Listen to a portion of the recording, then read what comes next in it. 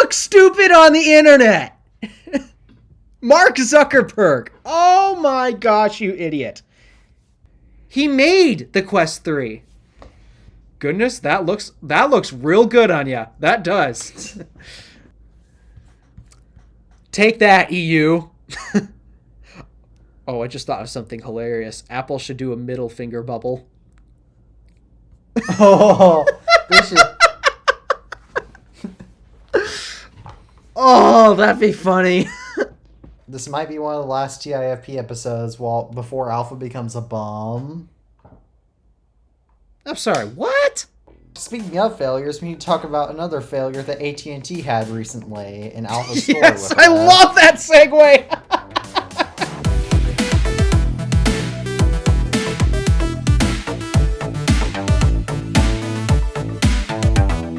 Hello, everybody. Welcome back to another episode of the iTunes Fanboy, and the iTunes Fanboy podcast. And as always, I'm Teddy Macker from the iTunes Fanboy. My name is Alpha DeWolf. And it's a big shock to everybody, TabbyCat406 is not in this episode because he just got home as of recording this and is really tired, so... Yeah. We just had a discussion about this on, 2 days ago or something, and yet... So frustrating. I miss Full House. That's when the conversations always got so interesting. I know, right? Oh, well. One of these days... Right. This is actually a topic that I needed Tabby to be here for, but I guess we can discuss it anyway. But so those of Tech's latest video about how the iPhone 15, as of recording this, about how his iPhone 15 Pro randomly stops recording. Yeah, I did watch that, and actually he's uploaded another video more recent than that, but well, yeah, I've still watched that video. One of his latest videos. Yeah. And then that is an interesting bug. I'm wondering, is that specific to the 15 series, or are other phones getting it? Because to me, it sounds like a software bug. I'm not getting it, but again, I also don't update my phone, so I don't know.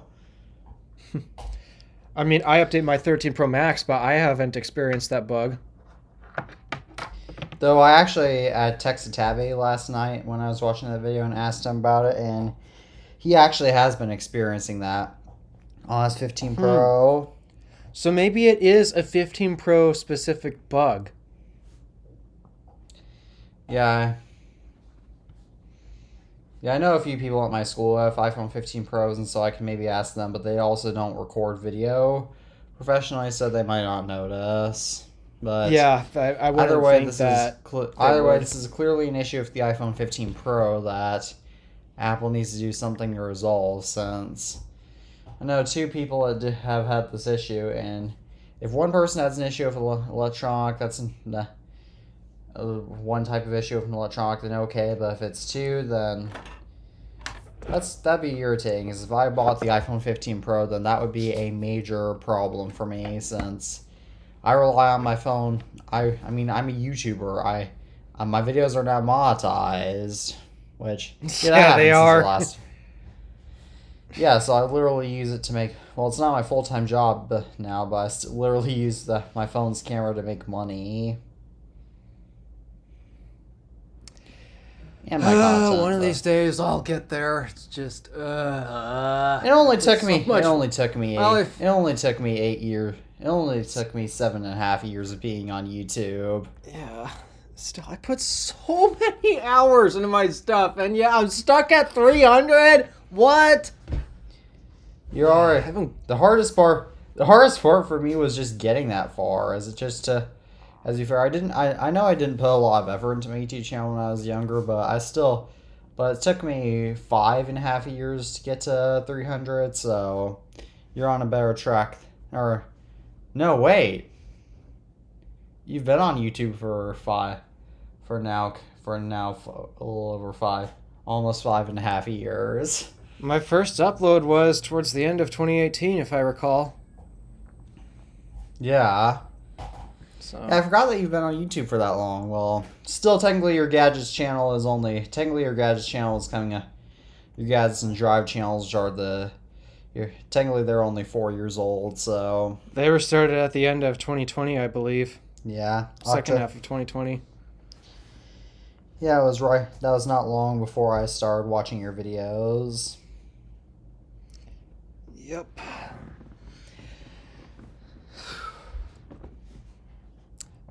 Anywho,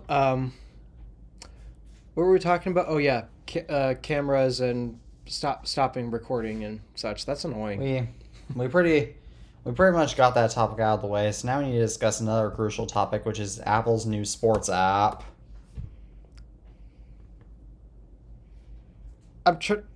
Just why? It's supposed to be an organized way to get all your sports scores, and I mean, okay, that's cool and all that. And if I updated my phone, as I highly doubt my iPhone 14 Pro supports it, then I would actually use that during football season, but otherwise I would never use that. I would never download that app, period, because Yeah. I genuinely have zero cares towards sports of any kind.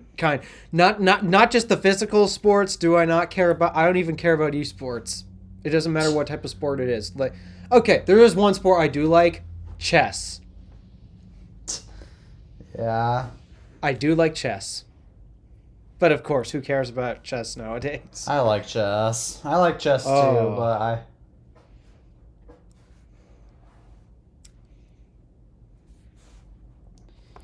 yeah. Didn't you play basketball? I did for 1 year. Yeah.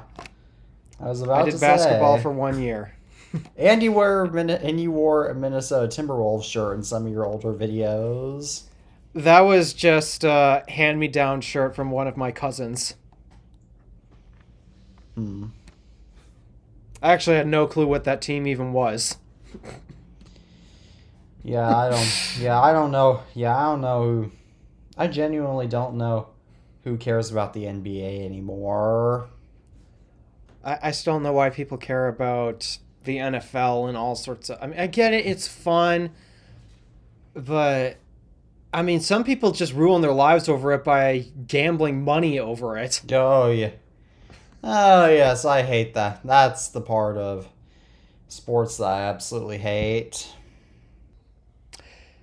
Anywho, yeah, the sports app, I couldn't care less. It's just, why? Why do we need... It's like Apple Music Classical to me. Why do we need a dedicated app for classical music? Like, classical me, like, it's not quite that stupid, but it is relatively, but it's not quite Apple Music Classical stupid, but to be fair, I can also just Google sports scores too. And isn't there this functionality within either the Apple TV or the News app or something like that?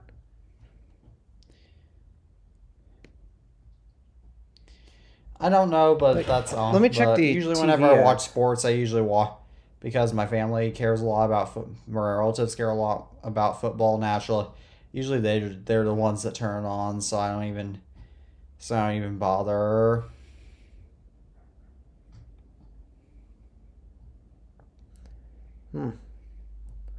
I guess because the NFL is over, they've gotten rid of that tab on the TV menu. Because I thought I saw a sports tab in the Apple TV app. My iPad, it comes up on my iPad. It does. So how about mine? And Touch ID doesn't work because, of course, stupid eczema. Come on. That is so annoying. Okay, yeah, I still have a sports tab on. What's this MLS season pass? What the heck is that? I think it's Major League Soccer. I don't. Oh, soccer, yeah. Don't care. Oh, good Lord. I do not care.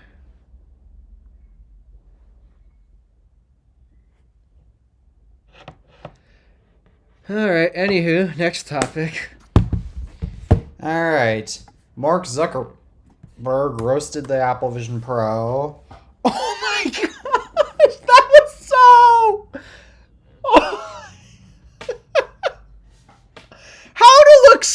on the internet.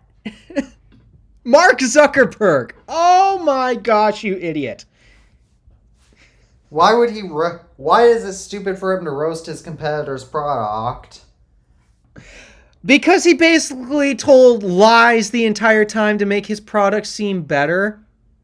What lies did he give? As I don't remember that too well, since again, I've been writing these topics down for quite a while, so I've forgotten a thing or two. So one of the key, most blatant lies that everyone's calling him out for, this is literally on video. He literally said, Meta Quest 3 has better hand tracking than Vision Pro. Oh, I know. Oh wait, they're not even the same. That is a blatant lie. That is a blatant lie. And I'm not a bit. I know, and this is also just one random thing that I brought up, but the hype for Vision Pro seems to have gone away. Like no one's talking about it anymore. Well, that's probably because we've gotten the excitement we were able to get out of it. I thought that this was not going to be that big of a deal, and it turns out I was proven right. Yeah, but I was. I might have to scrap this video because it's gotten a little outdated. At the recording bit, at least, has gotten outdated. But basically, I was trying to make a video where I say that, guess what, guys? I was right. Every criticism that I had about the Vision Pro before it even made it to reviewers' hands, I was right. I claimed, remember back in the summer, I claimed that it would cause the society more isolation if everybody had these. Guess what every tech reviewer, YouTuber happened to have said about Vision Pro? Yeah. They all brought up how it was isolating. And I predicted that, how many months ago was that?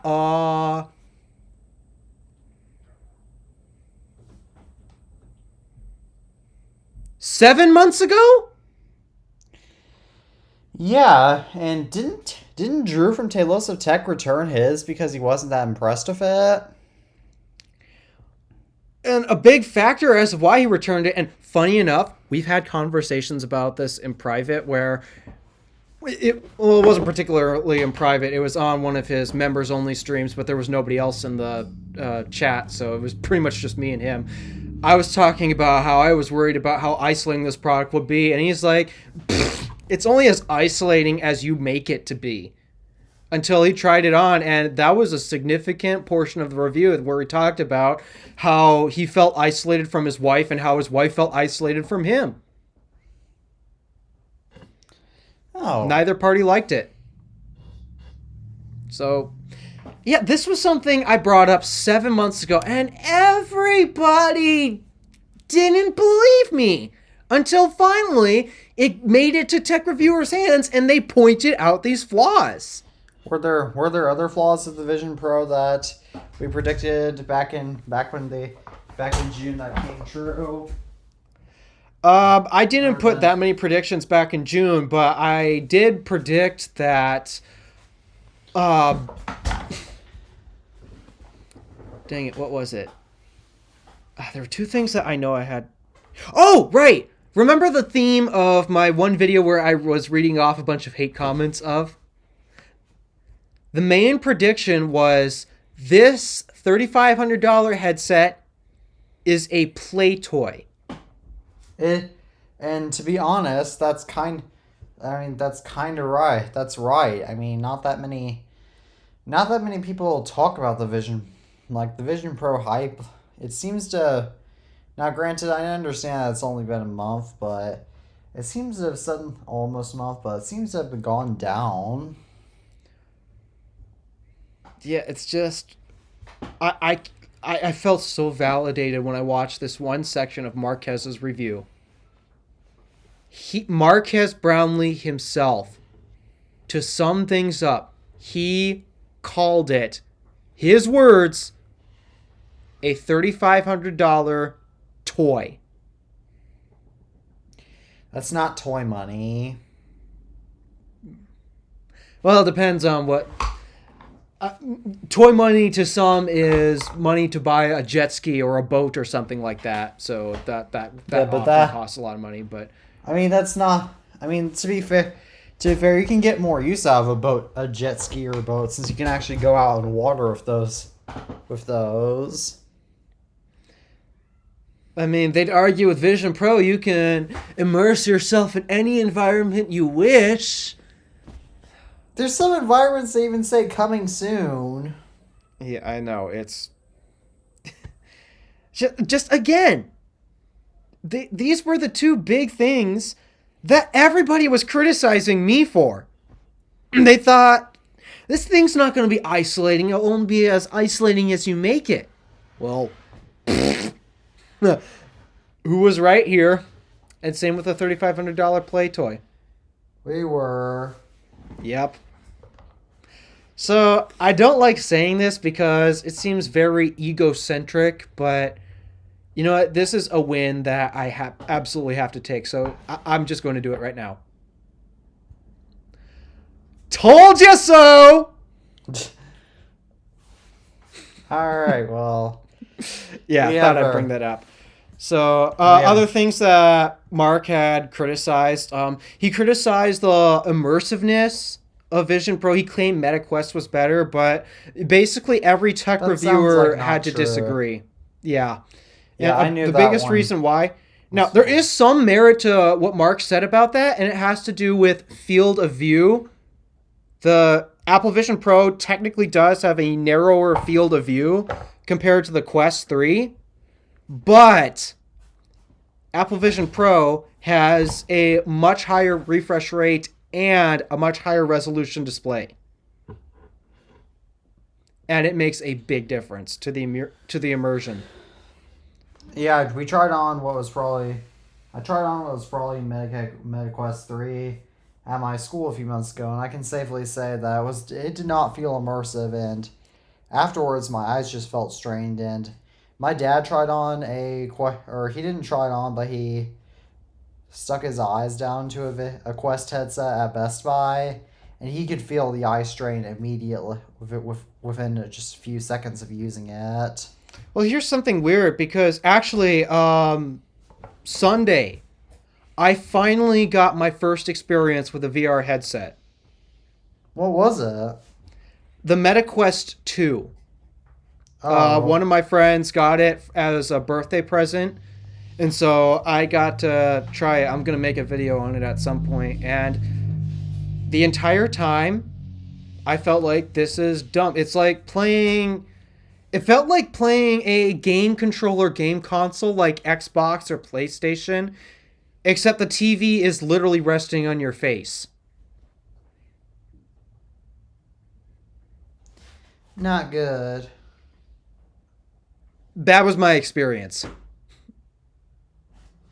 And again, I don't like Xbox or PlayStation because all of the controller games, it's not fun. They're not fun to me at all. Yeah, I don't the biggest difference either. is the TV's on your face. Yeah, I'm sorry. No, yeah, didn't all the reviewers complain about the weight of the Vision Pro too? Not all. To my surprise, not all. They were a bit aroused on that before. They got upset when the number itself was announced. But there were actually a few who actually said it was a non-issue, and they have worn it for hours upon hours at a time. So I guess it really depends on your face structure. Because actually a problem that I noticed when I tried on that Quest 2, evidently my head is so weirdly shaped, that headset kept falling off my face. Our faces aren't that differently shaped. I mean, I have a giant dent in the side of my head from an accident when I was young, but Yeah, I don't have a. That might explain it because I've never been in those kinds of major accidents. Oh, for me, it was just falling off the bed and landing on the floor. Did you get amnesia from that? I don't think so. Did you I get a hardly remember the concussion? event, to be honest. I don't remember the event, to be honest, but yeah, I know that I have a giant dent in the side of my head. And actually, that's why I struggle to get comfortable with wearing so many different pairs of headphones. And why I was surprised that these actually have been the most comfortable pair of headphones I've ever worn. Because no matter what pair of headphones I used previously, it never got comfortable because it was either resting within the dent of my head or I had to rest it sometimes at the top. And it just never felt comfortable until I Yeah, finally got these. I never well, with headphones. I don't like to wear over ear headphones most of the time because they're big, especially those crappy school headphones because they have a tendency to get stuck in my hair, and that's so Oh yeah, that is painful. so annoying. And I have really thick hair, so that makes it especially worse. Yeah, mine's long, so Your hair yeah, is long. My hair is longer than yours. sure.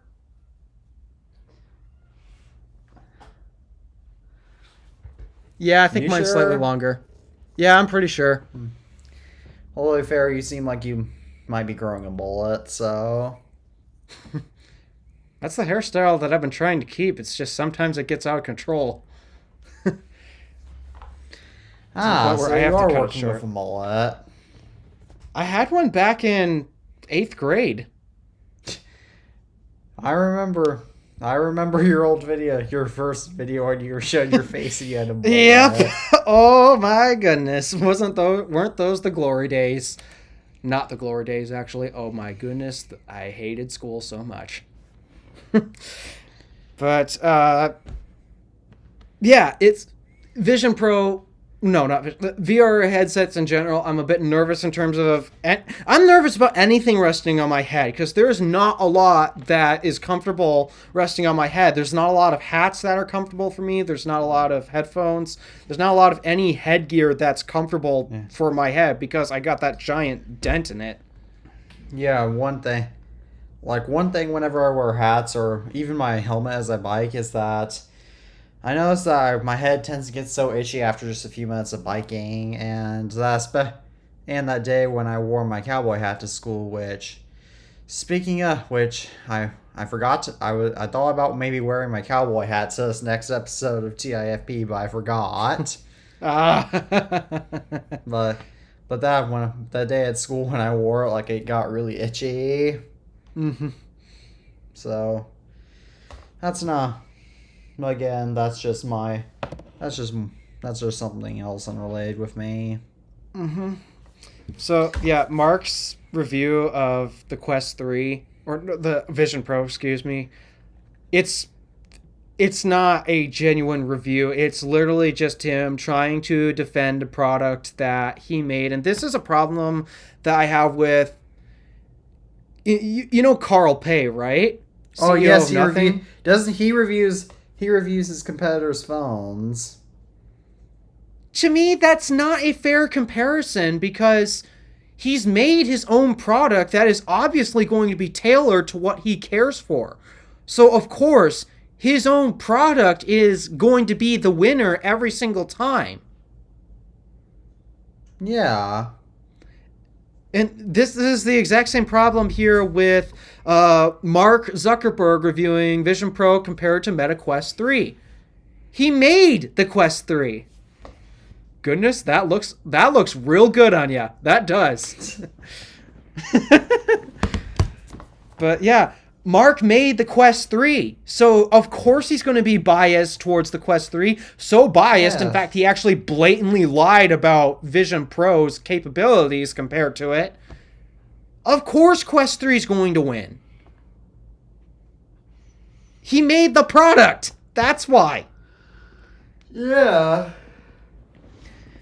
But I guess we And should. if Tim Cook were to review Meta Quest 3 versus Vision Pro, what do you think's going to win the comparison? Vision Pro. Precisely, because he made it. They made it for each other, though. I'm not sure how involved Tim Cook is with it, since I've never seen Tim Cook wear a Vision Pro. That is so true. We still have yet to see any of the execs wear it to show that, yeah, they believe in this product. But either way, our next topic that we have to talk about is in relations to our favorite government. That's good news. And there's more good news you coming say. up too. Apple is not legally obligated to open up iMessage in the European Union because it's not big enough.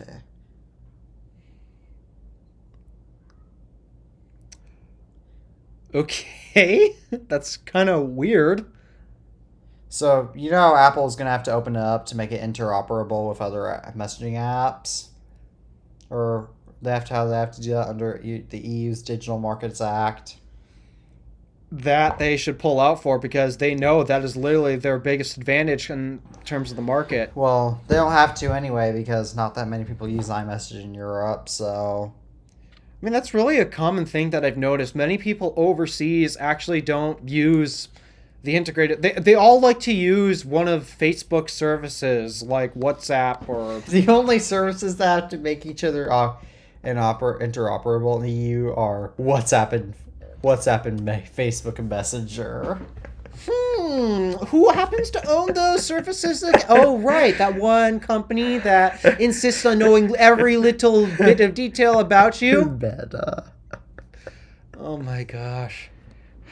So Meta basically has to make two versions of their same app interoperable? Wow, they should have done that already. Oh my goodness.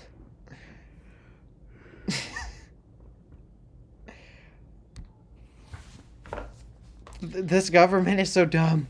Why? All right. There's no reason for any of this, but I mean, I'm at least grateful that Apple does not have to give that up, because if they did, then I think we're going to have to start sending a letter to Tim Cook every day to ask them to pull out of the EU, because I don't have that kind of this stuff. I don't have that kind of patience nor money, or I guess I could send a stamp every day, but you know. I mean, emails are free. That's true. It's probably why we've strayed away from sending letters, because it costs money to do that versus an email. It's free. So I don't know Tim Cook's email, so Probably tim@apple.com or something like that. No, tim.apple at iCloud or something. Who knows what it is? I don't know. You're right. I don't know what it is. all right. Well, so now we have another topic that unfortunately you already beat me to making a video about, but that was okay because I have no plans of making a video about this. Sora. Oh, yeah. I did make a video about this. So, about Sora, I don't necessarily... When it comes to Sora, I don't... Which is a text-to-video tool release made by OpenAI. I'm starting to despise that company more and more, because... I don't honestly have a necessary fear for AI because it's stupid, but it's rather just stupidity in the first place. Like, the whole point of video is to show what actually happens as accurately as possible. Well, not only that, but also a big issue that I have, like, ChatGPT can make sense for some situations, like voice assistants or virtual assistants. To me, that is actually the best application to use it for. But anything else that involves creativity, I don't like what it's trying to do, because to me there is something beautiful about the creativity in... I don't read a lot, but the truth is there is a lot of beauty in reading literature, books. I wish I could read more, but I don't have that time to sit down and read because I have to stay focused on uploading videos and such. But there's something Luckily, I beautiful don't really about read. books and stories. I've been trying to write a book for years, to be honest. I've been trying so hard. I keep getting stuck with writer's block, but to me there's something beautiful about the creativity of a story. Same when it comes to pictures, be it you're taking it with a DSLR camera or you're diving into something abstract in Photoshop. There's something beautiful about how we express our creativity in a physical form or digital form. And then same with video.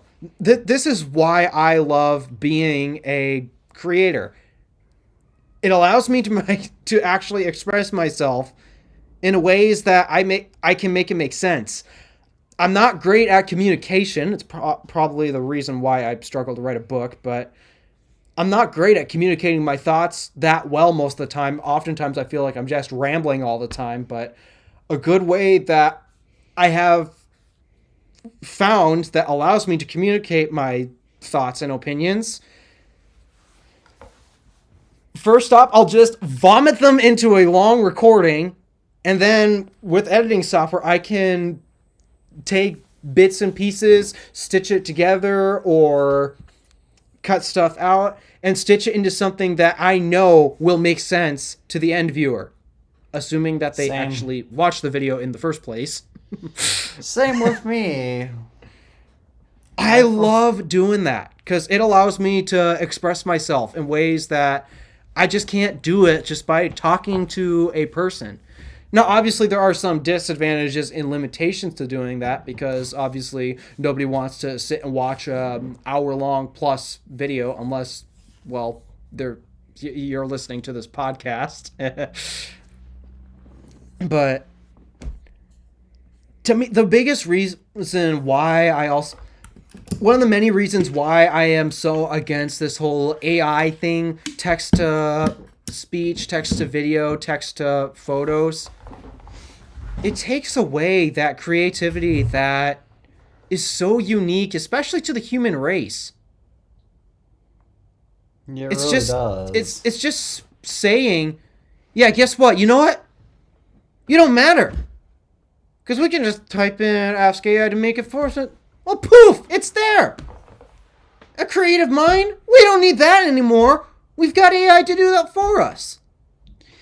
At least we'll be protected for a little bit because we mostly make long form content, and currently with Sora you can only make up to 60-second clips. So luckily we won't have to deal with that kind of stuff when we watch and make long form content for now. But if you they're going to improve that at some point. But once they improve that, I feel that this whole hype thing will blow over eventually, so we'll be safe in the long run. But TikTok, hopefully TikTok won't be safe in all those short form videos.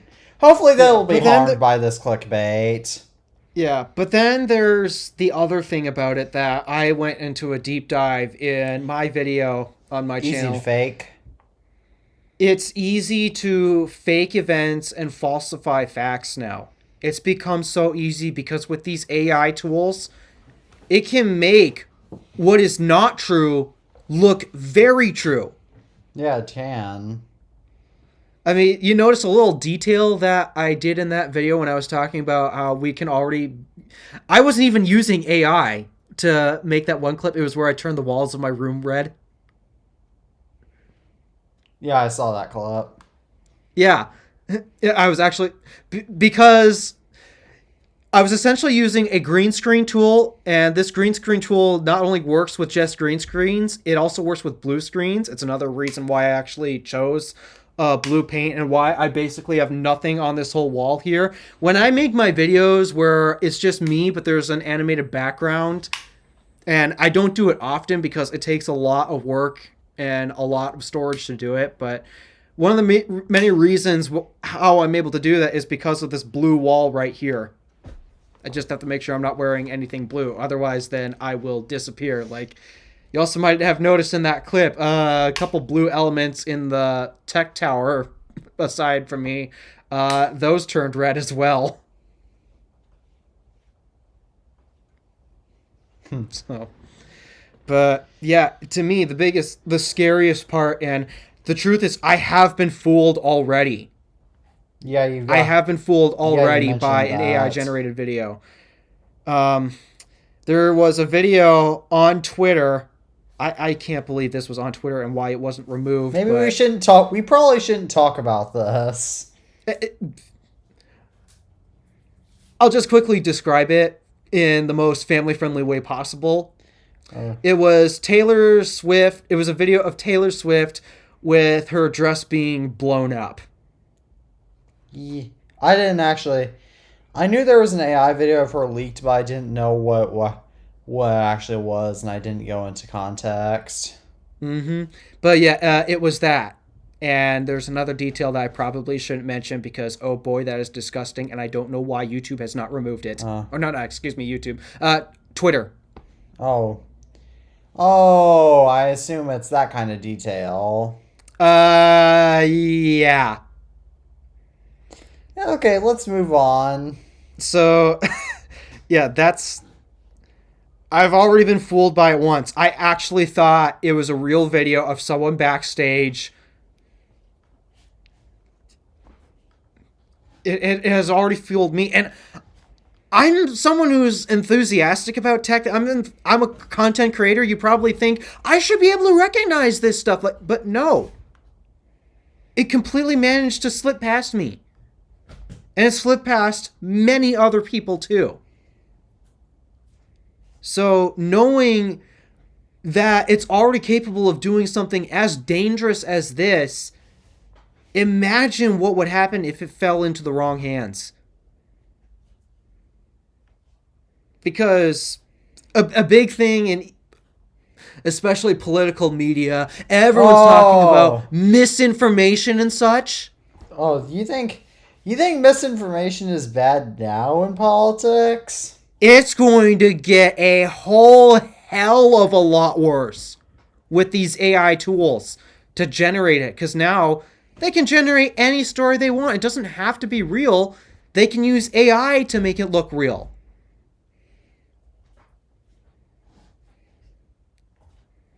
That is what I am really scared about. Because we're already in a misinformation battle. So it's just going to get a whole hell of a lot worse. Alright, getting away from controversies and other good news. Google has released their first Android 15 developer preview. I guess it's good for those who are using Android devices and developing for them. All right, that's cool. And meanwhile, now we're back on to our favorite government for the next two topics. Oh my goodness, what is the EU doing? We'll eventually go back to Apple in terms of rumors, but our next topic regarding the EU is that there's a new EU proposal that is mandating that an additional 12 months of a warranty for a product must be provided after a repair. So, for example, if you replace the battery on your iPhone XS Max under the EU proposal, Apple would be legally required to give you an extra year of a warranty.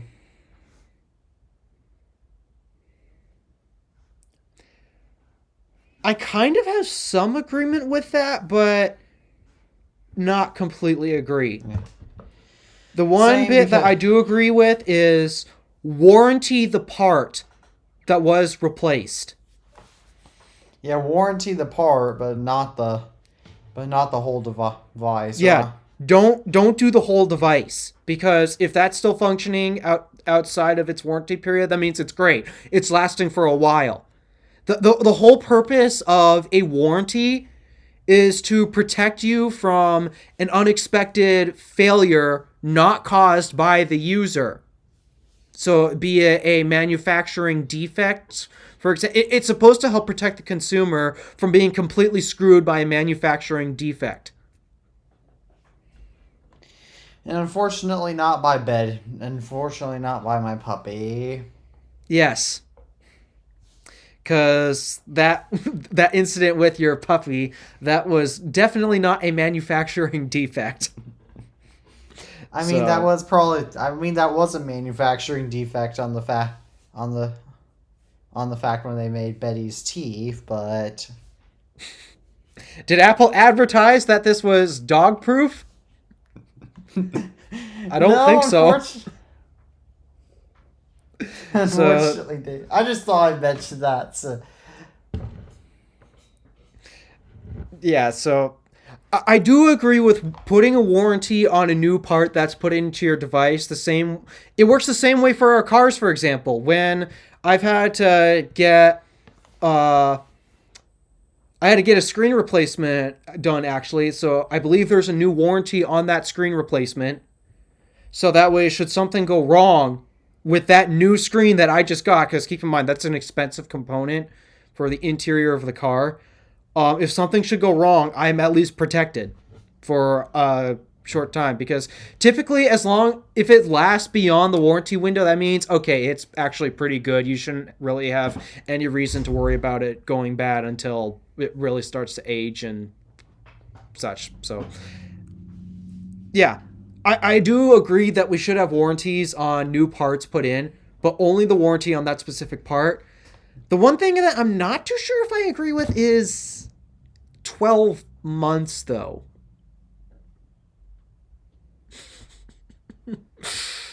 Oh, those reaction things are... Well, I think 12 months is fair, but I don't think that it should be legally obligated, because why does the European Union need to do this again? Like, why? Like... Because why? They're total control freaks? Yeah. There's a reason why our ancestors came to America. Yup. Yeah, here's the thing. Even though I don't think it should be done for 12 months, though. I think a more healthier thing would be 6 months.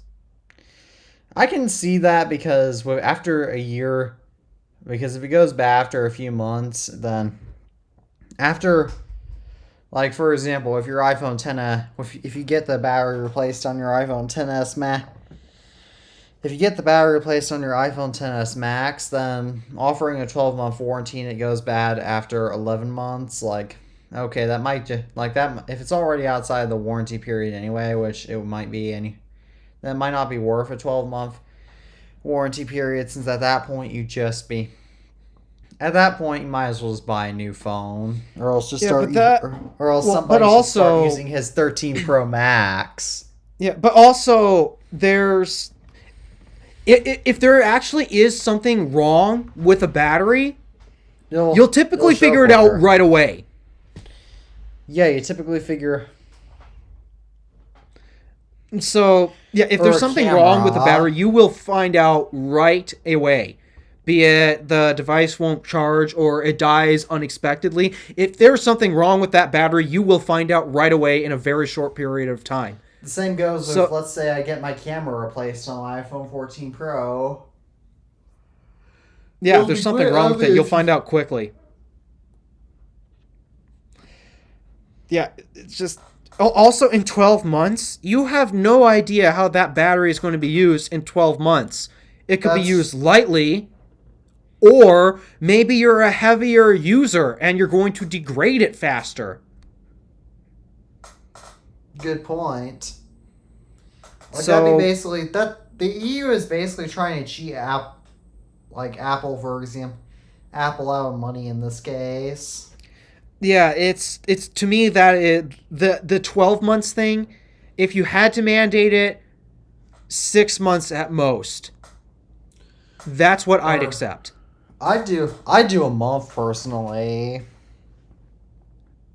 Since you're gonna know if that's not bad either. Because I mean, you're right. You're right. Because if a battery does have an issue, you will find out very quickly. You also test it. Also, I believe repairmen are supposed to repair. I believe technicians are also supposed to test it immediately. So, yeah. So this If is there really this is is an issue, you will stupid. find out quickly. So, yeah, maybe the warranty should only be a month. But yeah, a full year, I can't agree with them on that. That's stupid. That opens up so much subjection to abuse. I could, I can't support that. But I do support the idea of a warranty on the replaced part, and the replaced part only.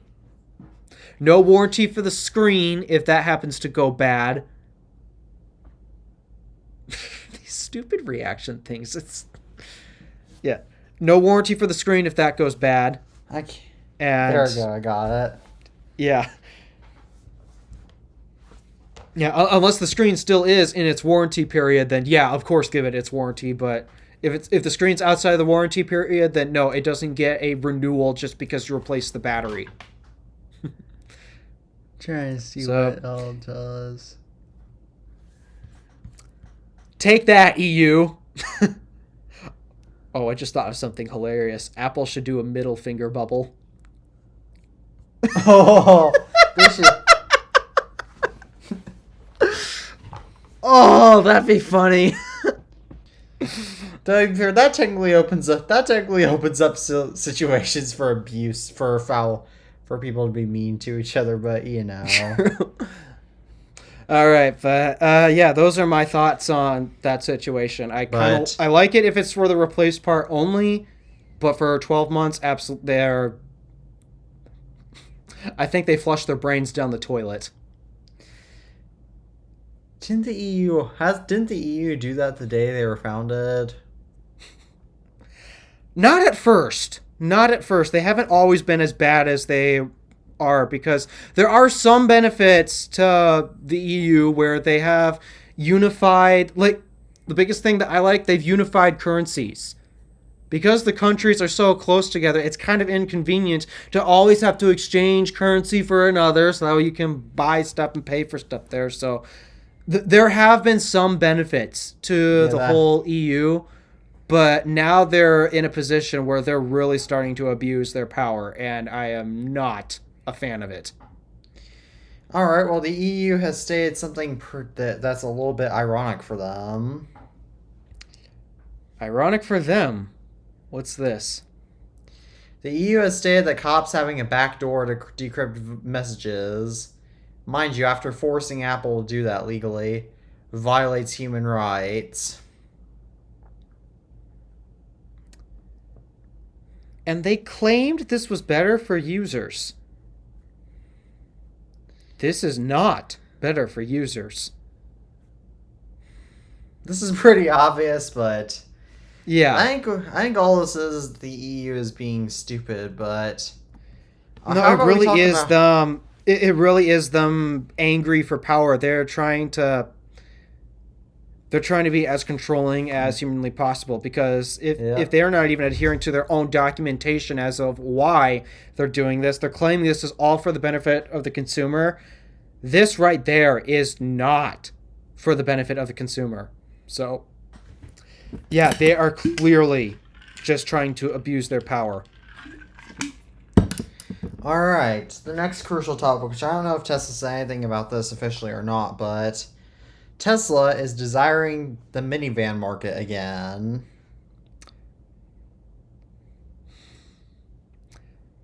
I personally have not heard rumors about this. At least. Wasn't there a tweet about it though? If I recall, Drew had tweeted a concept. Cut that out. Then again, wait. We should. He was mentioning something about the irony between how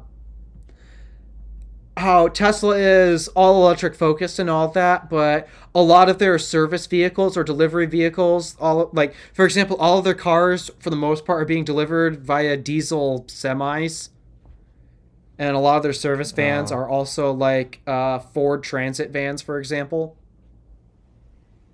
Well, that's pretty ironic. Yeah. So I guess maybe I'm not entirely sure if they are actually thinking about doing it because the thing is, if you ask me, the Model They X. should do it. Well, yeah, they should do it, but of course, we're both minivan lovers here. But if you ask me, I think the Model X kind of counts as one. I personally agree, but It may not have sliding doors, but I mean, when you look at the styling of it, no, it doesn't have that boxy rear end, but it's got the practicality of one. People don't like the boxy design of minivans either, for most True, part. that's a big reason why everyone hates the stigma. Model X definitely does not have that. What's the stigma? Oh, you drive a minivan, you're like soccer mom, soccer dad, family man, the uncool guy. Oh. They basically, if you drive a minivan, you live a boring life with your family because you actually think practical. I'm gonna. Someday I will. Maybe someday I'll have to take a minivan out to the racetrack just to prove everybody wrong. Oh my god. Oh my god. Gosh, taking a minivan out to the racetrack. We gotta see if we can get our hands on the Volkswagen ID Buzz. What's that? You remember the Volkswagen bus, the old Yes. Volkswagen bus, the bus vans. Yeah. Supposedly, Volkswagen is going to bring that back in an electric vehicle form. In fact, it's actually already on sale in Europe. Oh. So they're bringing it back as the ID Buzz. So it's their minivan. I don't know why they're taking so long in terms of getting it here to the US, but it's already out in Europe. And so many people are so excited for that because they love the idea of the old Volkswagen van, but coming back. And I personally like that because it's a minivan that's electric. Yeah, right now the Honda Odyssey, I believe, that's not or the Passport or whatever they're The Odyssey. The Odyssey is my personal favorite van. Yeah, the Odyssey it's not is electric not yet. The Odyssey isn't electric, neither is the Chrysler Pacifica, and neither is the Toyota Sienna, though. The Sienna, I believe, is a hybrid. Sienna is standardly sold as a hybrid now, and the Pacifica actually has a plug-in hybrid option. Yeah, they do. But in terms of full electrics, no, for the most part, it's pretty much you're stuck with getting, once it comes to the market, the Volkswagen ID Buzz. I personally consider the Model X to be a minivan because it is so untraditional to be an SUV, in my opinion. But it's got so many practical things about it. So, yeah, I consider the Model X to be one. And then truly, unfortunately, for the most part, the rest of your options really are actually just cargo vans, like the Rivian Amazon delivery van. There's a couple others that are coming out. And then actually another one that I've been having some debates, but I'm starting to have a little interest in the the transit van, the e-transit, because they offer a transit in electric form. Yeah, I saw that on their website.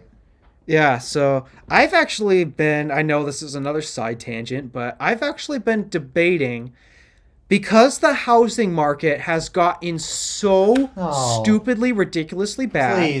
Please don't. Please do not dare. I've thought about it. Please do not dare live in that Ford E-Transit. I have been thinking about it. Well, at least as a temporary solution.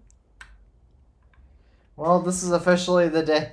Well, this might be the official last This might be one of the last TIFP episodes before Alpha becomes a bum.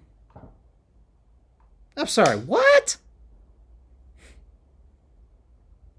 Well, you know, because bums live in vans. I was I mean, joking. yeah, but I mean, come on. The idea that I've had is because housing prices are so bad and you can't get a property for a reasonable price, well, a property with a house at least. The idea that I had was buying a piece of land, and until I can build a house, I temporarily live in a Ford e-Transit.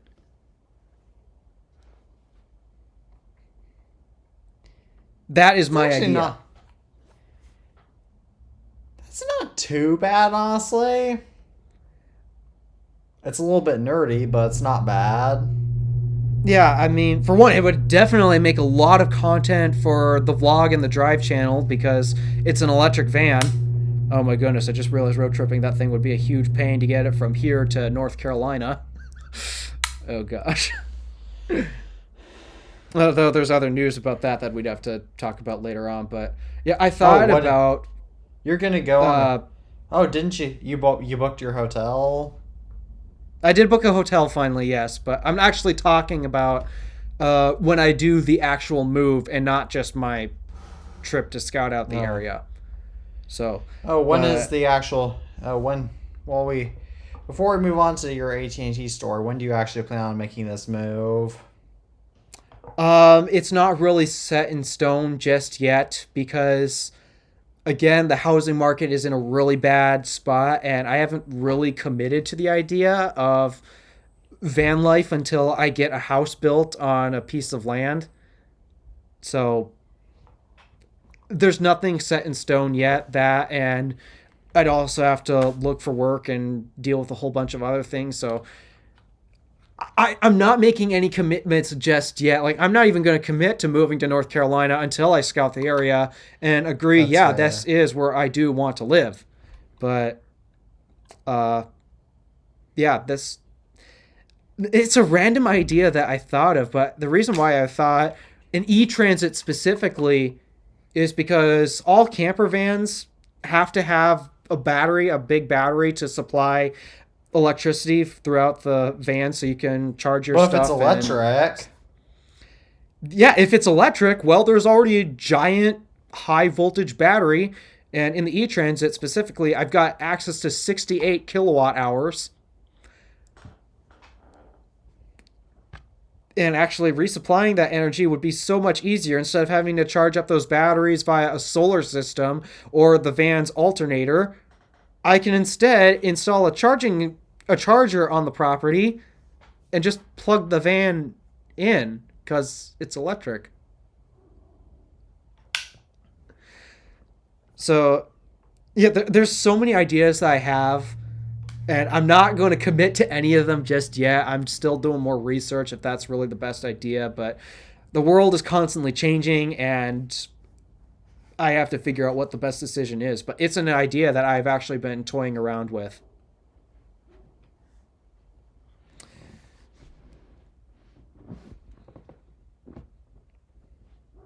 So there's that. oh well, do you have like any specific time frame on when you might make the move? If let's say if you like everything.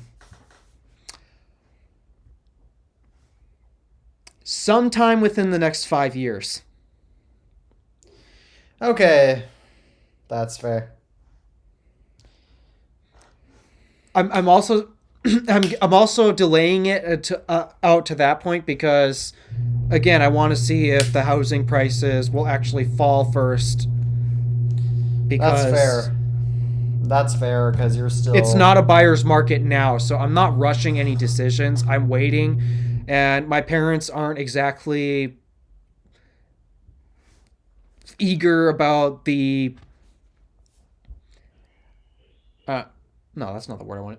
My parents aren't entirely upset that I'm still living with them. I mean, I'm paying rent, so they're not that upset that I'm still with them. They want me to be on my own because evidently that's their way of knowing I've become successful, and that would make them happy. But uh, yeah, even they agree that as of right now, me leaving this house is just not smart. It is not smart to do it right now. So that's why Yeah, and I'm you're not also rushing any decisions right now. you're also young enough that you can wait a few years. So yeah, in the meantime, it's a lot of saving money and just making some decisions, and also just waiting to see what happens.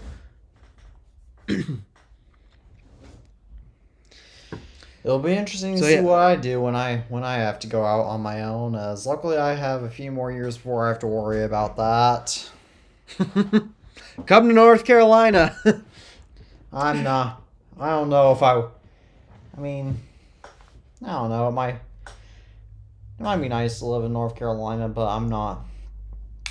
But I don't plan unless I have to move somewhere else for a job or something, somewhere else too far away from where I am right now. That's out for a job or something. I'm probably not gonna move. Oh, and then there's college to consider as well too. Yeah, and I don't. And again, part of me knows that getting a higher education is better to get it's better to get higher education if you want to work more in the workforce, but I'm not entirely but I know well enough that I can't that's not really cut out for that just having higher education is just kind of not something I'm cut out for. I've I've been meaning to make a vlog on this at some point, but I have completely decided that college is definitely not for me.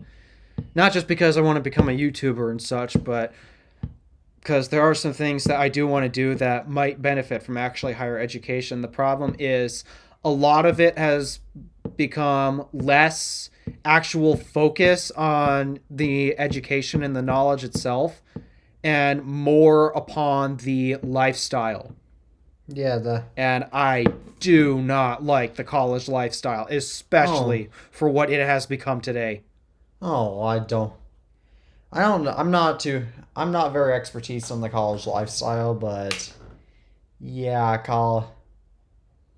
like the college lifestyle is just not that appealing to me. And another thing to consider of college is that the one thing, my biggest con of college is that I'm gonna be, depending on if I do or early graduation or not, I'll be 18 or 19 when I graduate high school.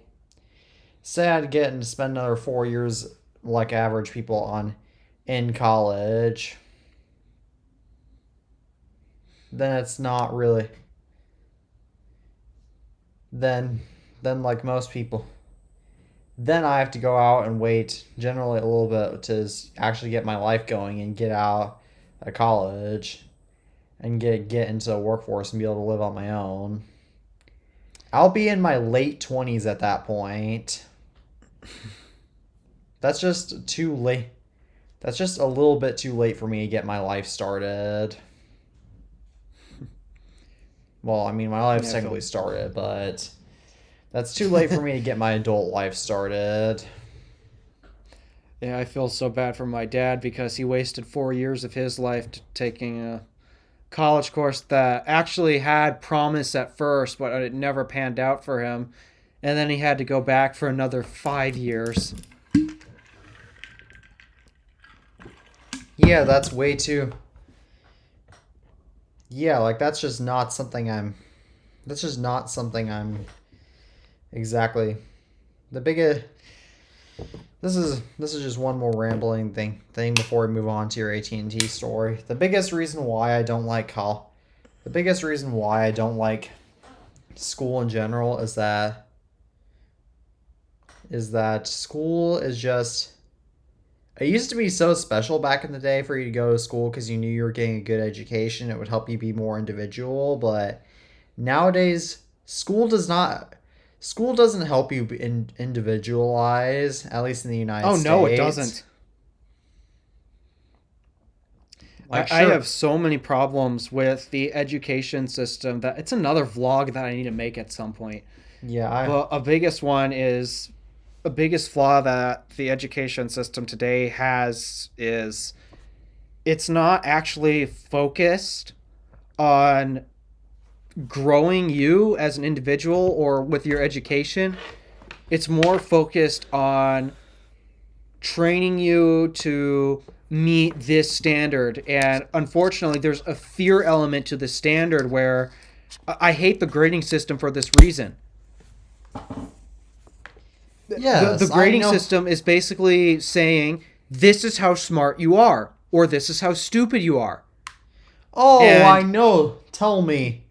Oh, tell me. Oh, tell you. Please tell me about. Please tell me more about that, because that drives me crazy, because there's some core.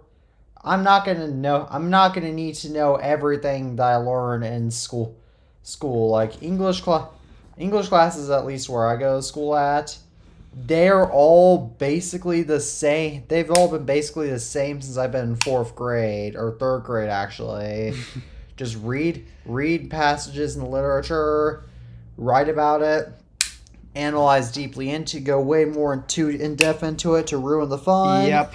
Rinse and repeat. That's literally all English class is. Yeah. And then when it comes to the grading scale, I hate how, especially in math class, I am known for... I'm a relatively smart kid. I did well in school. I did well in school. I have but a big thing GPA that I was in high infamous school right for, now. I have always made so many mistakes in math, and it's not because I didn't understand the concept. It's because it was a simple syntax error that caused me to not read the calculation correctly, and I got the wrong result. And simple mistakes like that has caused me to do poorly on some of my tests. Oh, don't. Yes. Yes, that's ironically. I'm not dumb. I know how this process works. It's just every now and then I've made a small, simple mistake. Small, simple mistakes doesn't mean you're dumb. It doesn't mean you're stupid. I made a high... And that's exactly how the grading scale treats you. If you make the simplest of mistakes, be it a small syntax error, you failed. You are a failure to our system.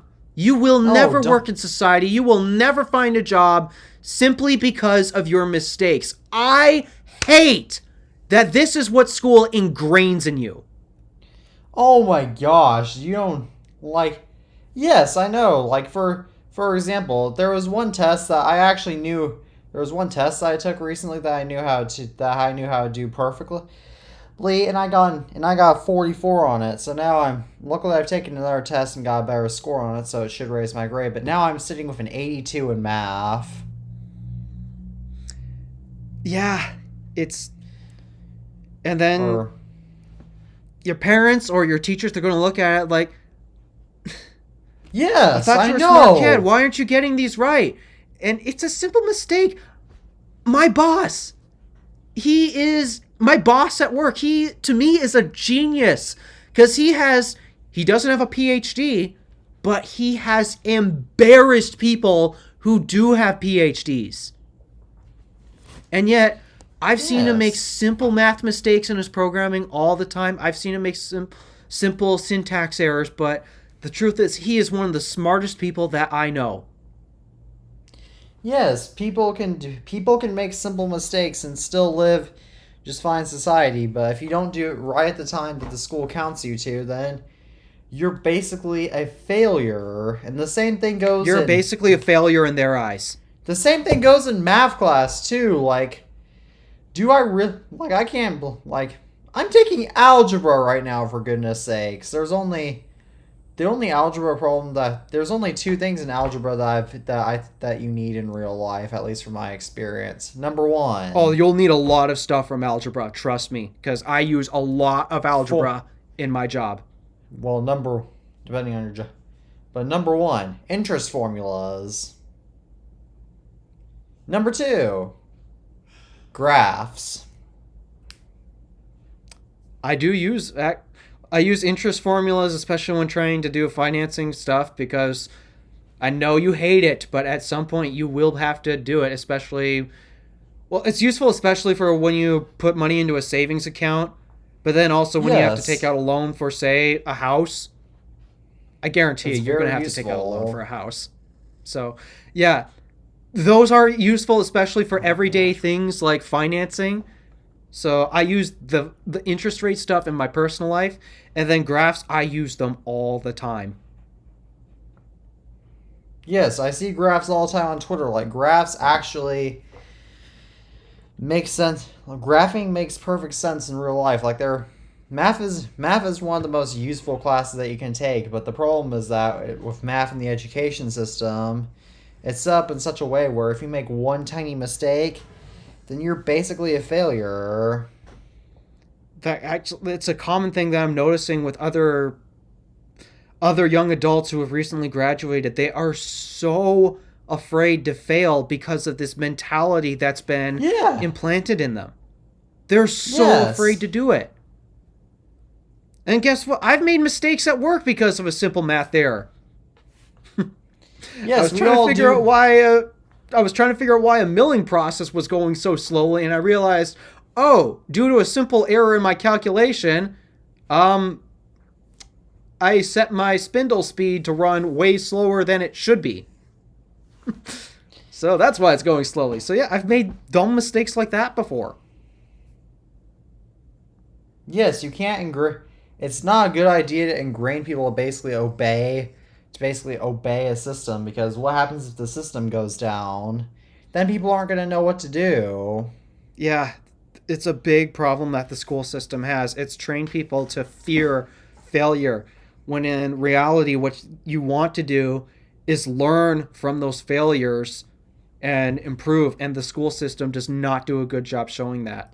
Like I actually I've only had don't. one teacher. I've only had one teacher in my entire life who has actually taught us through failure. It was crazy to me, his methods of teaching, but I loved it. This was our physics teacher in freshman year. He'd introduce us to a concept, we'd make our hypothesis, and then we'd actually build an experiment and run a test to see if our hypothesis was correct, and quite often they were wrong. But we learned so much from seeing it not go right and not go as planned. Yes, I you have learn from your never been mistakes, so and interested in. I've always loved science, but I have never been so interested in a physics class as ninth freshman physical science, whatever it was called. I don't remember. But just, I loved the way that teacher teach yeah, because you he can taught teach. us to embrace the failure.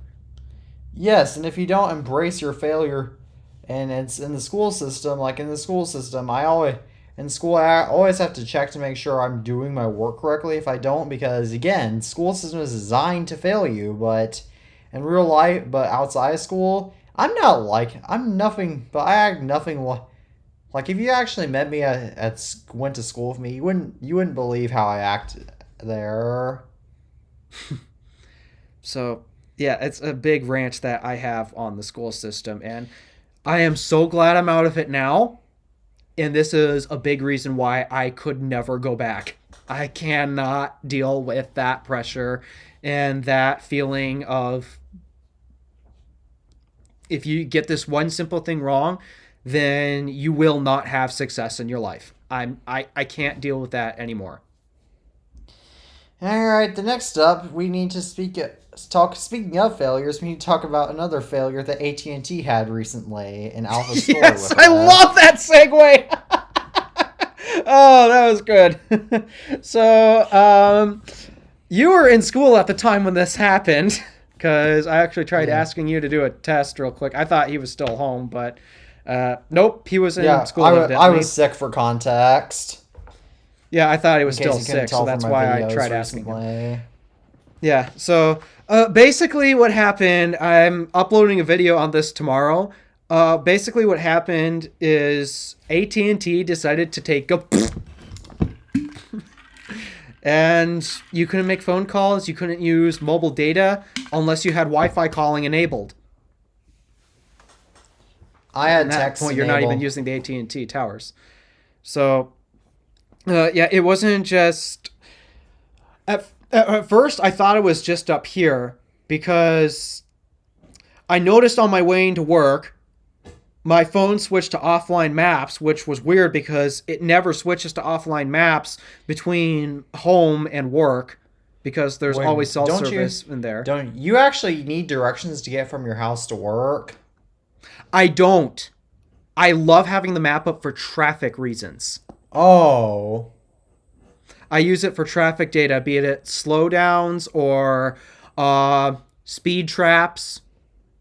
I don't speed. It's just I'm a bit leery about trusting cops because I've seen them abuse their power a lot.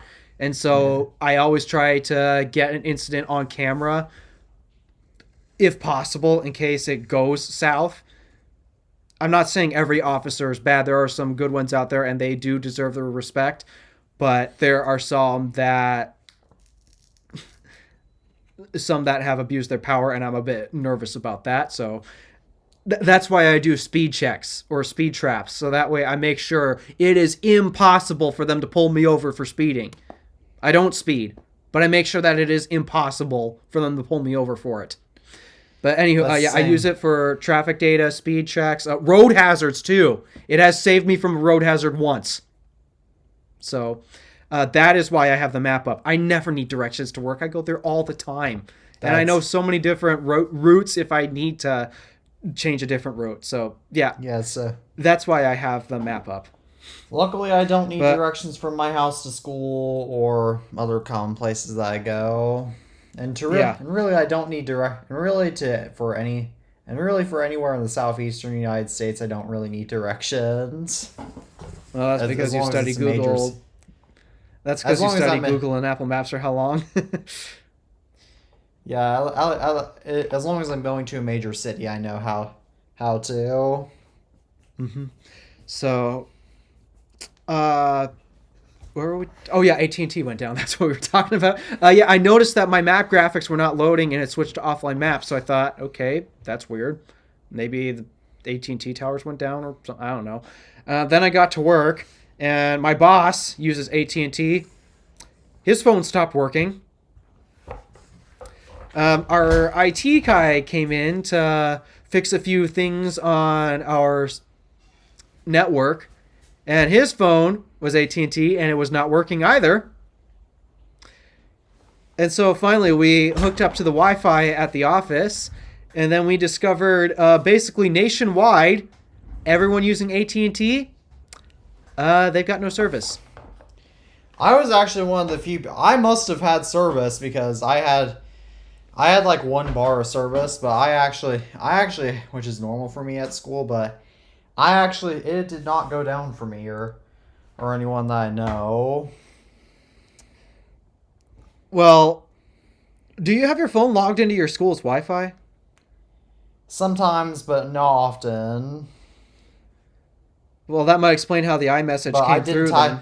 I didn't have it logged into my school's Wi-Fi when you sent the text, though. That is odd. Yeah, I mean, AT&T did say it didn't affect every single device, but it brought down so many devices on the network. Yeah, I was pretty sick. I didn't notice any outages and I had cellular data, but to be fair, it could have, and I just didn't notice it because again, I was in school, so it's not like I can use my phone anyway without getting into trouble. Mm-hmm. But yeah, to sum it up, basically, if you know what it's like when you drive 2 minutes that way and cell service is gone, well, that's basically what everybody experienced. Well, most people at least. So there is an update on that whole situation, actually. AT&T has actually reached out to me and my grandparents, they're the ones who actually manage the account. So they've reached out to us, and apparently they said because of that whole issue, they were going to give each person, each individual line on the data plan, $5 credit towards their next payment. That's nice. So yeah, I get a reduced phone bill, only by $5. But I mean, hey, I'll take it. I don't know. I don't think I explained this fully in context, but Alpha texted me while I was at school asking me if I was able to make phone calls because he thought I was home from being sick, Yeah. and I replied on my watch no, and then while I was at lunch I called Alpha. Yeah. Yeah, that was actually just when we got service back again, because I did a quick test. I turned Wi-Fi off on my phone, and I got the call to come through on cellular. So, yeah, what the time when you called, everyone had their service back. So, All right. I guess we should discover our next. I guess we should discuss our first rumors regarding our first rumors regarding iOS 18, which is that it's going to apparently have a Vision OS like look. And it's not going to drop any iPhones in terms of support, but it'll apparently have more. It's rumored to have some more advanced spotlight search, automatic playlists, automatic typing in documents. That was a typo. And Siri would be just continuous between various devices. Siri will be discontinuous, or what was that you were saying? It will be continuous, so that way you can start a conversation on your iPhone, for example, and finish it on your iPad. I mean, personally, I just leave it to my HomePod, but yeah, I love my HomePod, despite that everyone loves to crap and dunk on Siri. My HomePod's amazing. I love it. Yeah, Siri I is truly really do. good. Siri is good for everything that the voice is capable of. Voice computing is capable of. Do you think Apple is finally going to integrate some AI stuff? Because I hear that from so many other journalists and analysts that Apple's got something up their sleeve, and it might be I don't. AI. I It don't. might involve artificial intelligence. I don't. I mean, that might be true since they've enhanced more AI, done more AI stuff, but I think if they do AI stuff, it'll just be more subtle because Apple's a lot more subtle when it comes to doing things that the rest of the industry does. That is true. The thing is, Vision Pro. yeah, that's a duh. Oh my goodness. So yeah, I hope that Siri becomes better at dealing with conversations, because she's mostly great at doing what you ask her to, especially when it's typical stuff that you'd expect voice assistants to do. But when it comes to trying to learn about some stuff or have a conversation, she's just not good at all at it. And that's something that I've even picked up on doing my Siri versus Google Assistant versus Bixby battles. So I'm kind of hoping that they improve that aspect of it at least. One thing about iOS 18 that I wish would not be that I like and also dislike is the fact that they're going to do a more Vision OS like look to the whole UI, like with all the blur. I really like that aspect. If they add more blur effects to iOS, then please do. I will happily tolerate that, but I just hope they don't do circular icons. Oh yeah, I don't want the circular icons either, but actually I've seen people do the blur effect on their wallpapers, and actually I really do not like it. Because for the most part, it actually kind of makes the wallpaper hard to see. It's not for the wallpaper. It's for UI elements to have a blurred background. I'm not sure if I like that idea, to be honest. I personally like that idea, but I wish they. Now I hope they do more of a frosted glass thing like they did with older Mac OS versions. But yeah, If they but make that knowing blur Apple, optional, I think I'd be okay. My biggest concern is people who don't exactly have the greatest vision might start to struggle to see elements on the iPhone. actually, that's a good point.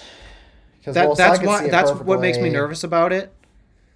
I So could see it perfectly, but as again, long as I don't wear glasses or contact lenses. yeah, I mean So my eyes are perfectly healthy, but I just need glasses to correct my focus distance, if that's what you want to call it, because I am very much farsighted. So, uh, yeah, that's just my one concern. It's for people who actually have harder vision. I think it would make more sense to have an option to turn that blur effect off, so that way for people who already have a difficult time seeing, it's not made even more difficult by adding extra blurry elements to the background. So that's a good point. that's my thought process on that. But I would like to see more 3D depth in the icons, because I like that with macOS, how it's basically taking the square Yeah, shape, but it's giving it a slight 3D depth. I really like 3D that. def. 3D def is cool. And I liked how Vision OS did the same thing, although of course it's in circular form. But yeah, just Wait a second. give some of that 3D depth. I kind of like that. You're seeing 3D. You see 3D depth? It's not in the same way you guys. It's like watching. It's like watching 2D animation versus 3D animation on a 2D Oh. screen. That's what I'm talking about. Ah, okay. For Contacts Alpha cannot see 3D. Yeah, I can't see 3D. So many people wonder, how do I drive? I'm better than most, I've learned, actually. Whew, was last week a nightmare? What happened last week? My Or sister got was a it? permit. Was your sister a bad driver? We're not going to go into details. Oh. I'm just going to say it was a bit of a nightmare. Okay, that's all the context I need. Yep, it was a bit of a nightmare. So At least in my state, you're that's sort of all we're gonna protected. go into. At least in my state, you're sort of protected that by, or at least in some states, you're protected by that, because in some states, in some U.S. states, I know you can't.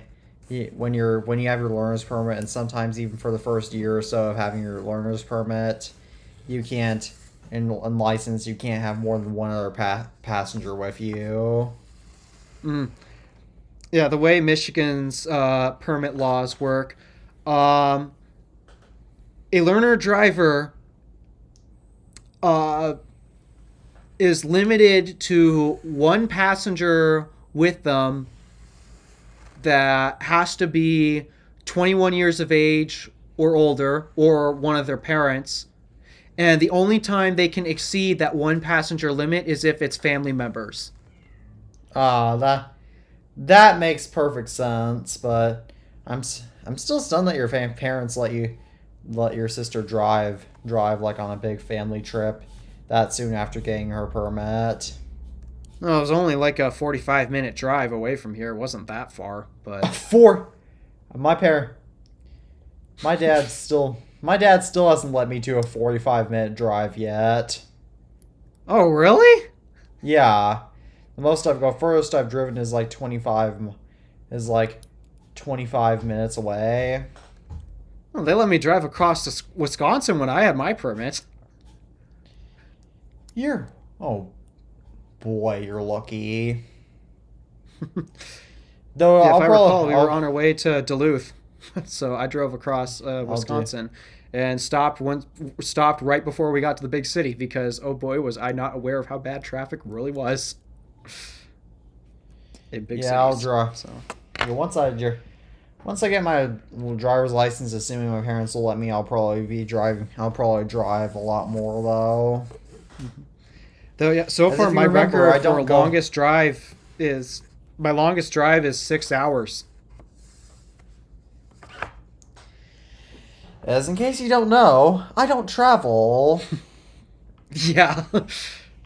Yeah, if I recall, when I had turned 16, that was when we had to bring up my... Was it when I was 16? Yes, I was 16. That was when we had to bring up my grandmother's car from Petoskey to here. And so that was a 6-hour drive. And I did that all by myself.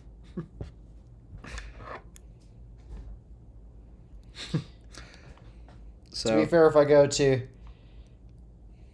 No, I'm not going to... I'll put it in the chat. Mm-hmm. So, Alright, our next... No, I actually won't say it, but... But... What were we talking Meanwhile, about? we have to... Meanwhile, we have to talk about the... Meanwhile, we have to move on to our next topic of talking about the 2024 iPad Pro rumors. I'm actually concerned. It will be Apple. Concerned. It will be Apple's thinnest. It's rumored to be Apple's thinnest product. It'll have a glass Apple logo for wireless charging, and its space storage will be 256 gigabytes. But it'll be So in other words, still no software improvements. Thin. It'll be 5 millimeters thin. That's actually what I find really concerning about their hardware change. We've already seen, if you don't treat the iPad Pro right, it will bend. And now it's about to get a heck of a lot thinner. You just have to treat it well, I guess. So, if I'm getting this right, Apple is trying to sell us a super fragile device with hardware you can't take advantage of because there's basically nothing to the software other than the basics of computing, all with a price increase. And wireless charging. Who's going to use that on the iPad? Maybe if they're going to use like a Pixel tablet, but probably not if they're going to spend that kind of money on it.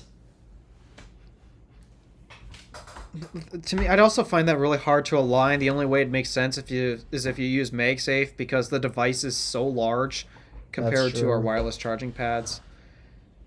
But that and... Okay, I guess MagSafe is technically 15 watts, but 15 watts on a big iPad with a much bigger battery, that's kind of slow. That really is. When I charge my iPad, I usually use a 20 watt brick. And for same here. A 12.9 inch iPad, I would need at least 30. Yeah, I mean, I learned I can charge my MacBook off of a 20 watt brick. It's possible. It's just not great. Yeah. I mean, when you think about it, though, it's kind of like how you charge an electric car overnight. You don't need a ton of power. You just need to hold it consistent for a long period of time. And that's why I charge my devices overnight. Though to be fair, I don't charge my devices overnight, so... Mm-hmm. So, yeah, I guess we have yet to be more concerned and disappointed with the iPads, because the next Apple Pencil the next Apple Pencil will have a really cool feature though, or it's rumored to. What could be cooler than hovering above the iPad screen? Find My support. Oh! Yeah, actually, I really like that! I meant the actual cool, not the hovering that my Samsung Galaxy Note 3 stylus can do from 2013. Yeah, actually, Find My for Apple Pencil, I really like that idea because I may or may not have lost this on an occasion or too many. So, just like Yeah, how that's I may or may, that's a good idea. just like how I may or may not have lost my AirPods on an occasion or too many. Yeah. So, okay, yeah, that is smart. Credit where credit is due. That is smart. Steve Jobs whined about how styluses were so easy to lose, so you know. I mean, Samsung has at least made it difficult to lose because they give you a dedicated storage spot for it in the phone. Yeah, Samsung does it. Samsung does it the right way. I wish Apple did that.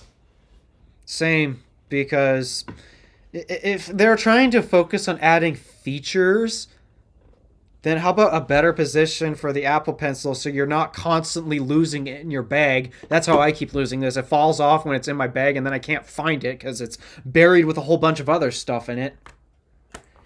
Or how So. and if Apple did it when it would actually go into the phone stuff, and then maybe they could add it to the iPhone. Granted, I that don't think would it's be really that necessary for iPhone. I mean, I wouldn't mind if they actually allowed it to work with the iPhone, but the thing is, with the iPhone, you don't really have as large of a canvas to work with as you do an iPad, even a max-sized iPhone. So even a max. that's why. Oh, I thought you said max sized. Yeah, I'm talking about Max, like 10s Yeah, Max. I know. Yeah, isn't that confusing? Their branding. Don't tell me it's an M1 Max Mac.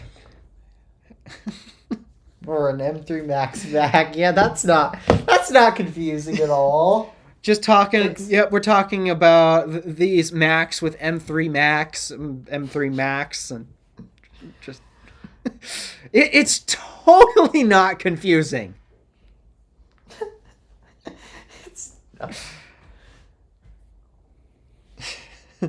all right. I guess talking about. I guess we should move on to the newest AirPods rumors, which is that AirPods 4 are going to have potentially shorter stems, touch controls, an extra hour of battery life, a speaker on a case, USB-C, and it will launch sometime. They'll be rumored to launch sometime this year. That's a lot of stuff to gain. But the reason why it'll Especially basically become like considering- AirPods Pro 2 is because AirPods Pro 3 are going to potentially lack stems. They're going to be rumored to be significantly more comfortable, which would be helpful since these AirPods Pro 2 are actually not the most comfortable to wear for this podcast. And they'll improve sound, obviously. They might even include a hearing test, which will be handy. A temperature sensor, but they'll launch in 2025.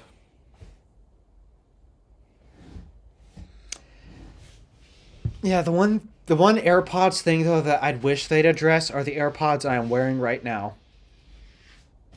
Yeah, it's been 4 years. I mean, at this point, kids that were born after AirPods Max came out or around that time are old enough to now watch videos about AirPods Max. Yeah, and the thing is, I've used these so much. I had no idea how much my usage would shift from my AirPods Pro to these AirPods Max, and I thought I was going to be worried about using these because they cost me so much, but they were they're so comfortable. The sound quality is still amazing. I love listening to music on these things, especially when I turn up the volume. It's the perfect sound signature for me. And again, I'm an audiophile, so of course I care about these things. And then again, there's so few headphones that actually are comfortable for me to wear. And the thing is, I'm actually now coming close to being in the market for a replacement version of these. It's not because of the sound or the speakers or anything. It's actually because the headband has finally started to wear out, and now my head is touching the metal bars. Oh! Can you buy replacement headbands? No. So Apple lets you buy replacement ear cushions because those are Which are not the problem. The ear cushions are still perfectly fine, by the way. but they don't let you buy replacement headbands. Yeah, I don't know why. And I will wear these It'll for hours at a time.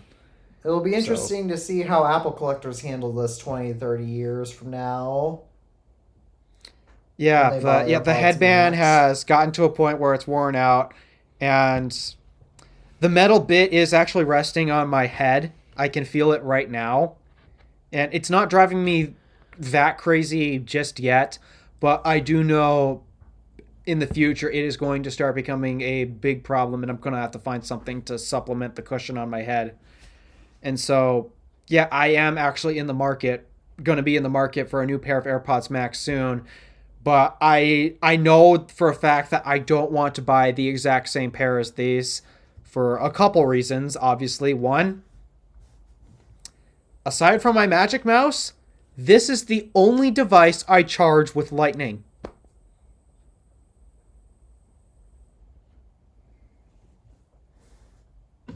I don't want Lightning anymore. I want USB-C.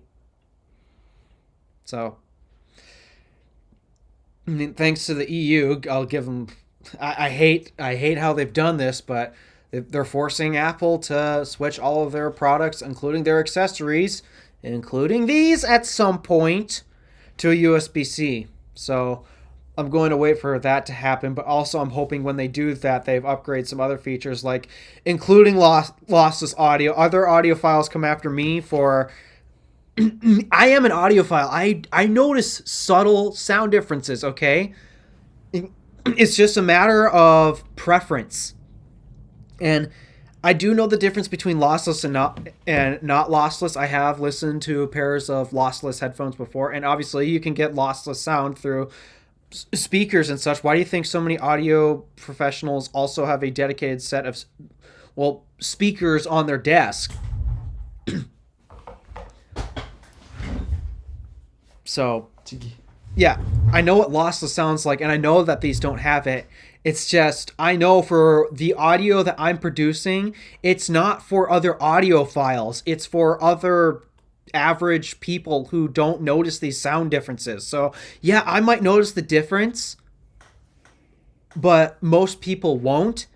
And so I'm just buying the most highest end headset for average people so I can make music for them. That's That was my fair. thought process. But I also would still like to have lossless as well, because I'm not just making. I need to get more on the bandwagon of making music because I love making music so much. It's a part of my identity.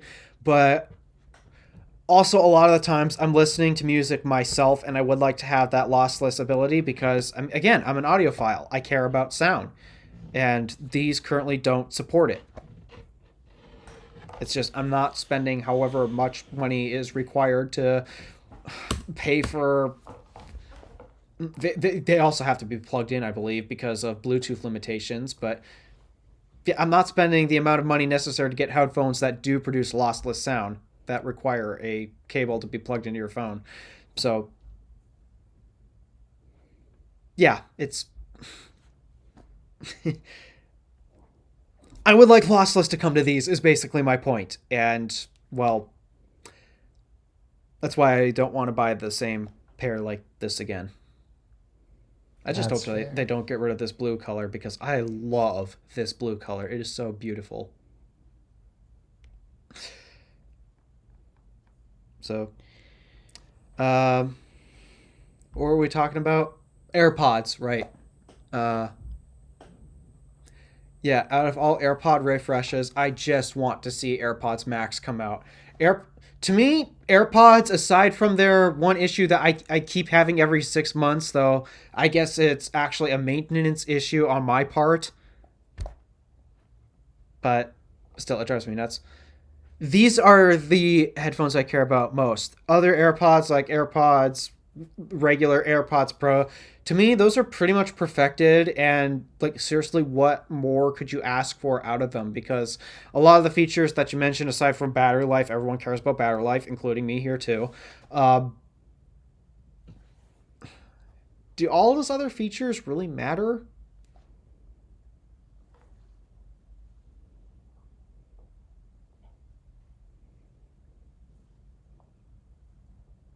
I'm honestly not Because sure. Like noise cancellation and stuff. I mean, I guess a lot of average Joes do buy AirPods Pro too. So yeah, they do matter to the average Joe. But and to be fair, so do their AirPods Pro 3 feature rumored features like hearing tests and temperature sensors. well, why would you need a temperature sensor? Like that's what I'm confused about. You could check, you could check your temperature because a lot of there's a lot of ear thermometers on the market. You can Well, I get thought that's what proper. the Apple Watch was for. Oh, right. That's not for men because we've gone into this before. Uh, do you think they're going to limit this temperature checking on AirPods again? Hopefully not. That is so dumb. Why did they restrict the temperature sensor only for women on the Apple Watches? Oh, like I could just. Oh, no, I'm not gonna say it. But Yeah, it's dumb and it's annoying. So to me, it's not really necessary in AirPods, especially because if they are trying to make these devices smaller, don't take up that space with something you're probably not going to use that much. So to me, that's it's not really that important, especially considering that for the most part, the device that most people, especially uh, associate when it comes to health tracking and such, everyone associates that with Apple Watch. yep. So yeah, a lot of these features that you discussed, they're not that exciting to me because honestly, AirPods today, they are really good. There's a reason why they are amongst the most popular earbuds on the market. But for me, the thing that really matters, that didn't, oh, that sounded terrible. Slapping that metal, that sounded bad. But yeah, I care more about these than I do AirPods. So that's my thought on the whole thing. All right, I guess we shall move on to our next topic, our next rumor, our next and final rumor, which is that there's a HomePod with a display that is potentially debuting soon, as has been leaked in a line of code for one of the upcoming iOS 17 betas. Or tvOS, excuse me. Mm. Yeah, I suppose it makes sense if it ran tvOS, but I mean, I don't really get the trend of having the Nest Hub or the Amazon Like speakers with. they just so with the ones of display I get because they show useful information and they cycle through it, so they can just show like the date and time and your latest notifications. Like I get it. But for me, I have other devices like my watch to do the exact same thing, and it's always with me instead of I have to go to a certain room to look at the device to display That's that true. information. So I personally don't understand the trend. I know it's a trend, and I'm just trying to understand what's really appealing about those devices. And video calls, I would never do video calls on that because what if you want to show the person on the other end of the call something from a different perspective? Like you could, with your phone, just flip the camera and then you can show them that thing. And you can walk So around with your phone too. true, you can go to different rooms. Say if adults are having a call and their kids start misbehaving, well, they don't have to worry about leaving whoever else is on the line deserted because you can always take your phone with you, and maybe you can show, maybe it's your parents that are on the line. You can show your parents, hey, My kids are misbehaving. Hey, kids, your grandparents are watching what you're doing. Maybe you should stop misbehaving for them. Weird niche idea, I know, but it comes down to the little details is the reason why I don't really understand the appeal to use these smart speakers with displays. If that's, I don't really know exactly what that product category is called. They're mostly listed as speakers, but I'm not entirely Smart sure what to call them. displays. Yeah, I prefer just to use my phone or Yeah, an same. iPad. Yeah, like that's the thing that I actually use my iPad a lot. I use my iPad literally the same way people use those displays. Same here. So- And in fact, my mom has a few Echo Shows, or two Echo Shows, and the one thing that drives me insane is that they now have ads that you can't turn off. Oh, that is annoying. Yeah, those are annoying. So, That drives but yeah, me oftentimes insane. when I'm doing dishes or prepping a meal, actually I'll have my iPad just on the counter with a YouTube video in the background, and it's convenient to have. And the best part is I can take it with me compared to those speakers. Most of the time you have to have them hardwired plugged in because they don't have Yep. batteries. So yeah, to me, I get the appeal of having a device that can do that. It's just we already have devices that can do that. It's called tablets, iPads. And maybe they might not have as nice speakers as those smart displays because they were designed with good speakers in mind. But it's not that hard to connect to a Bluetooth speaker, or in my case, a HomePod. It's really not that hard. So yeah, I personally don't get the appeal for those smart displays. I'm trying to understand it because I know so many people really love those things. I personally don't get it, and you'll never see my house with those. Alright, I guess, well, we are officially done with all our topics for TIFP as of this episode. I do have one other one though. What is it? Because it was actually just announced today. What is You know how it? we talk about when automakers switch to NACS? Did Stellantis finally switch to NACS? Stellantis has finally switched. They've made their So announcement. now everybody has switched to NACS. Well, not everybody, but all of the major automakers. There's Yeah. some smaller niche ones like, I'm trying to think, like the exotic car brands, for example, like Ferrari or Rimac. Rimac is Ferrari's electric performance car, I believe. And then there's a few other stragglers like VinFast and a lot of Chinese EVs that they're working on coming to the US, which is really scaring me, to be honest. They haven't announced that either, so at least at this point, the Chinese are at a very big disadvantage compared to everyone else here in the US, which is okay. But yeah, all of the major automakers in the US, they have all switched at this point. I wonder if because I've seen that a lot of automakers, legacy ones, are backing out of the EV transition. I'm wondering if they're just going to. I wonder if at this point, it doesn't seem like any legacy automakers will survive the EV transition. To me, It is making me nervous. Yeah, it is making me a bit nervous, and a lot of people were claiming that legacy auto won't survive because Tesla's so ahead of the game. I don't think they die because of Tesla. They die. I think that they would die because the Chinese EVs, they're trying to come into the US. And the problem is they actually have very compelling options. Yeah, like they're not bad cars. They're actually good. But the problem is that the problem is that a lot of these Chinese automakers, they just rip off other foreign car makers. Like BYD's most popular, their cheapest car, it looks like a Kia Soul ripoff, and then Then their SUV looks a lot like a Honda SUV.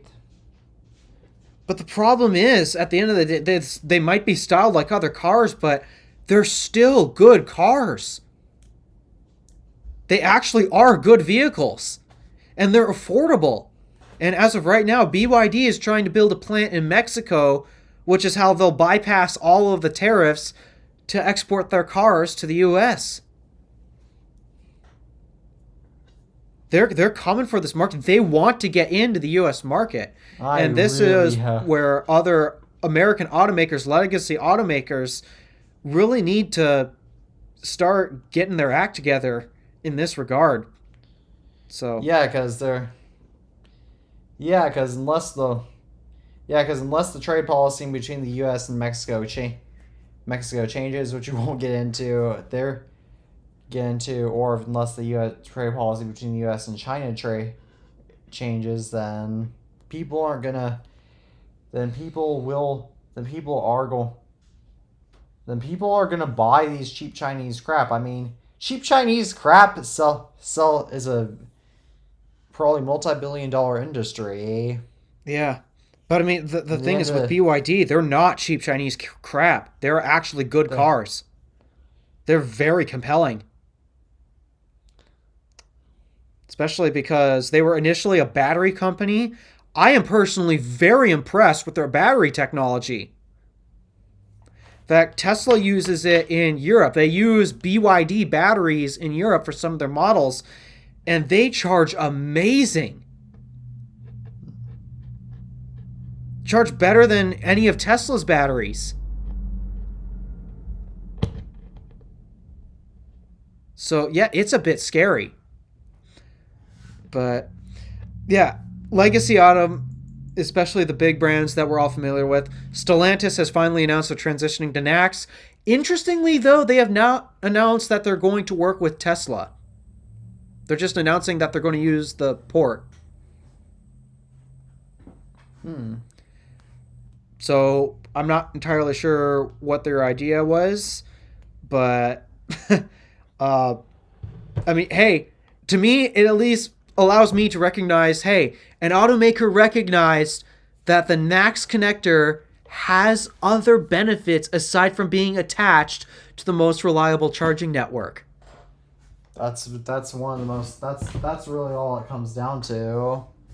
Yeah, so they've probably recognized the benefits such as it's easier to maneuver and use, it's easier to plug in, it is much more secure, so that way you don't have to worry about random yahoos walking up and thinking, oh, I'm going to screw with this EV owner and just unplug it because, well, nothing's holding the cable in because of how the Type 1 connector works.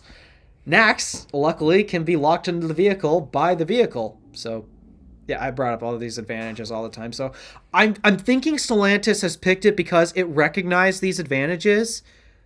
But the weird thing is they have not publicly stated that they're going to work with Tesla. And Out of Spec has cleverly tried to get them to admit it. But from the sounds of it, including during that interview, I don't think they have any interest in working with Tesla. Of course they don't. So it's a bit weird to me. But I'm at least grateful they are choosing to use the correct standard. Because it actually is better. But that's not even the rest of the news that I have to report on in terms of this space. Because we've had another exciting announcement today. What is it? Ford vehicles are now charging on the supercharger network. Yep, with the adapter. So there's currently I saw that prototype. tweet. Yeah, there's currently prototype adapters out there now. The official version isn't shipping to customers yet. It's actually on pre-order, or it's not really pre-order because it's a free adapter, but you have to sign up to let Ford know, hey, I'm a Ford owner with a Ford EV. I'd like to have this adapter, please. So it's on. There are pre-orders available now. Actually, there were so many trying to pre-order it at once, the site literally crashed. So I guess that goes to show how badly people want to use this standard. But yeah, for the first time, non-Tesla vehicles are charging on actual Tesla superchargers, not retrofitted with the Magic Dock. That's really cool. This is so exciting to me. Ford is probably the first one that's going to get it because Ford was also the first non-Tesla company that actually makes vehicles that has announced they're going to NACS. Yeah, so they're finally getting their adapter coming in, and the thing is, it works today. The chargers have been updated. The Ford vehicles, the Mach-E, the Lightning, and the E-Transit, they've all gotten software updates today where you don't even have to use Tesla's official adapter. There are some other Max to CCS adapters on the market made by third parties, though they might be a little sketchy. Those will work too. So anyone can now plug in any Ford vehicle into a version 3 Tesla supercharger. Not all of them just yet, because I've actually discovered on the map, the area where I'm scouting is Asheville, for example. Asheville has 4 different version 3 superchargers, and only one of them is actually allowed to charge non-Tesla vehicles. And also So, Ford a primarily bit weird. makes gas vehicles, which, can't charge. So I Yeah. guess there's that. But yeah, this to me is really exciting, and now I think Fords have now just doubled their value because of this ability. That's fair.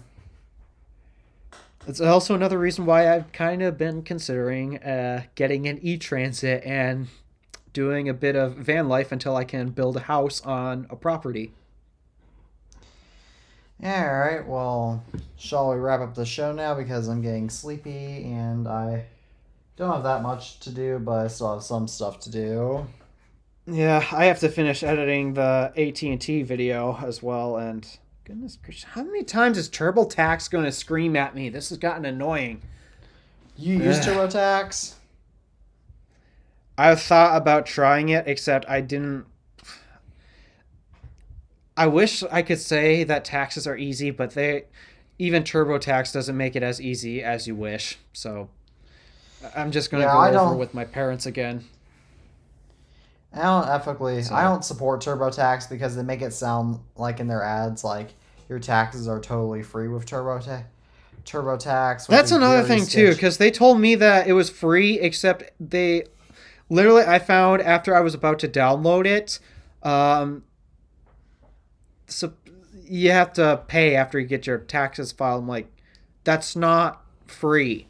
So it's I'm only like, if your income. No, thank you. It's only free if your income is below a certain amount. What is it? $1 or something? Because I have relatively low income and I still have to pay for it. So yeah, not cool. I'm not happy with what TurboTax is deciding to do. Not cool.